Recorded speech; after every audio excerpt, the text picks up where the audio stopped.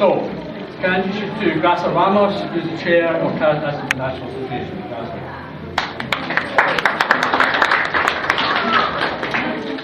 Thank you all for attending this launch. It's really a great privilege for us to have so many people this evening. So, Senator Lacour, Reverend Father, ladies and gentlemen and children, thank you all and welcome. As John said, my name is Graça Ramos, and it's a privilege to be elected as the chairwoman of the Caritas International Association.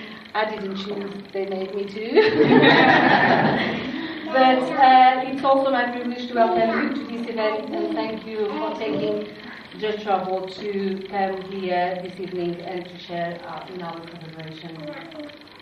In particular, I would wish to thank Senator-elect Christina for helping launch this occasion and congratulate her on her remarkable victory last week.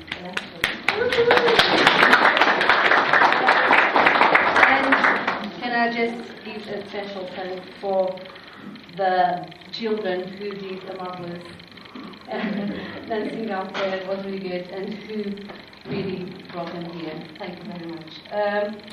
As you know, for a small island, Jersey is home for a staggering variety of nationalities, all of whom play their part in making Jersey the wonderful place where we all live. But what we really want with Caritas International Association is change that, and to do it successfully, we'll have to work together in solidarity. So that means that we need to look as an island of inclusion, include everyone and to make part of what we all want to achieve. So now we'll hear from our speakers and our first project, and I'll hand over to John Scully, who is the great man who is behind all this. Thank you. Add my thanks to Christina for opening. We did try. She was a second choice actually. We tried to get Donald Trump, since we're the first branch of CIA to open in Jersey. Donald would come and open it, but he refused. So Christina accepted. Thank you, Christina. Our first project, which is around Edita, would you like to have a chat about the guide to working and living in Jersey for immigrants? This is a booklet which has been painfully brought together and is going to be available to immigrants coming to the island. It is written by immigrants for immigrants, so it makes sense. Hello, welcome. Thank you very much for the introduction of the project. This is the first version in English of the booklet. It's called Welcome and Guide to Living in Jersey. As John mentioned, it has been written by people who are not native to the island. So the booklet contains all sorts of cases that might not be necessarily true for the local people, but they might constitute a problem or obstacle for the people who settled in Jersey. The booklet has been started with the idea of the Polish consul Magda Chmielewska, who is just sitting here on the left-hand side. As John just said, it took some time for us to develop, almost 2 years. It's just because Jersey has such a variety of different laws, regulations, and they are so different than most European or American laws. So we just needed, to make sure to speak to people what is actually, problem in everyday life. What the biggest obstacle, what the biggest challenges, where they've got a struggle to find the right information. And hopefully within the next few weeks we're going to have everything printed and available to the English language. We plan also to translate it to Portuguese, Polish, French, and Romanian language as well. Today we made I can't see the lady, we made the contact, yes, that's the lady, with the Hungarian community, so we're going to help them out as well. Thank you. Thank you very much.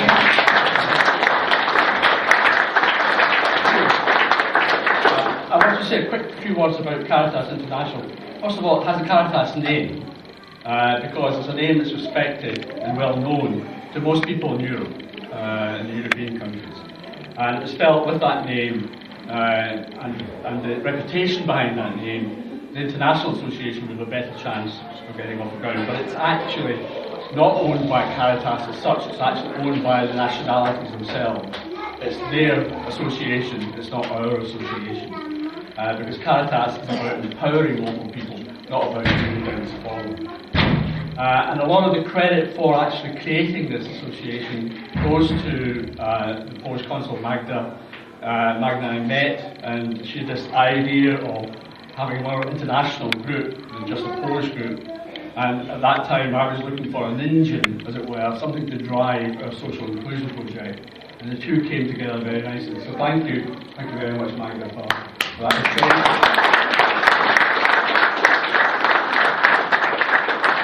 It's all about social inclusion, and to that end what we wanted to do was try and establish, first of all, where we are in Jersey on the scale of things regarding social inclusion. How well are we doing? And for that reason I've invited Professor Francis Davis of Birmingham University to carry out a piece of research work for us. I'm delighted to say the university is supporting it, and he'll be working with Highlands College students as well. It's going to be a very exciting project. It'll take about 3 months, but at the end of that we'll have a really good idea of where we are. And I invite Francis to say a few words. Thank you very much.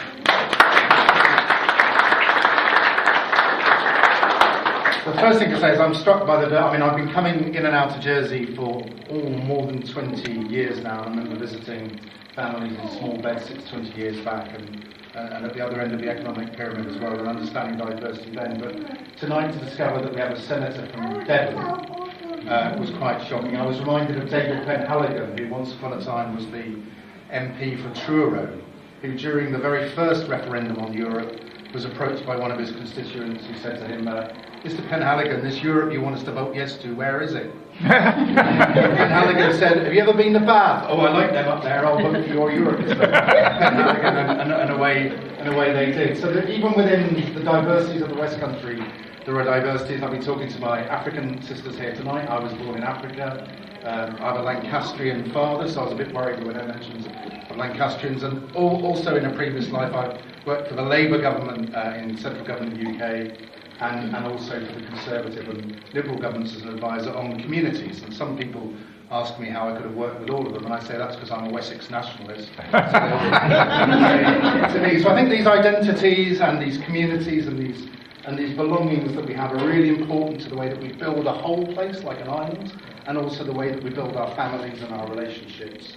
The first time I met Caritas in Poland, they gave me such strong vodka that we used it as a paper stripper when I got home. Anyway, it was wonderful, something in big parties.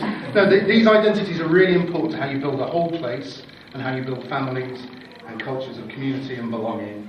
And so I think it's going to be really exciting to do.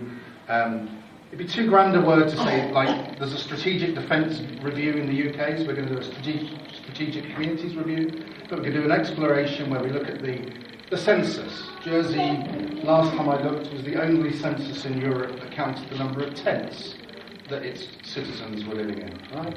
So we're going to look at the census and the diversity there. We're going to look at some of the religious communities, some of the employment practices that people have got, some of the contributions that the African and Polish and Portuguese and Devonian and other associations are making, and then to look at the way that civil society experience kind of nuzzles up against the way that policy is being developed, because Jersey's social policy has been improving at such a radical rate over the last 2 decades that we just need to make sure that those partnerships are up to date, and not only drawing on the best practice from Ireland and other parts of the world, but initiatives like tonight stand right up there as best practice in Europe at the moment. So also writing this up in such a way that it can be a story that Jersey tells back to the Isle of Man, to other islands, to the Isle of Wight, to the island of England now that it's on its own, and the island of Britain.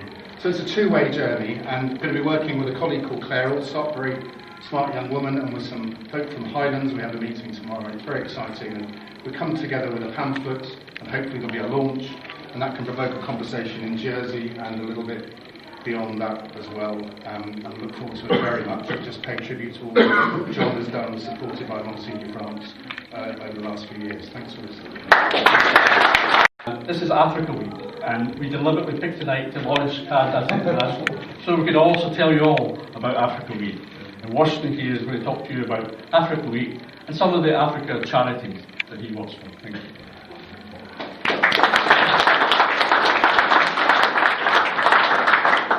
Thank you, John. I feel a bit like a fraud jumping into your, this is brilliant, surrounding and having so many people around you, which is absolutely the diversity that we're talking about, the social inclusion, which is a big part. And I think for us, like I said, I'm representing Friends of Africa, which is a new charity which we are trying to, how we can support small minority become part of the bigger family within the island of Jersey, and actually, linking up with like John and all the hard work that we've done in Caritas is exactly what we want to be.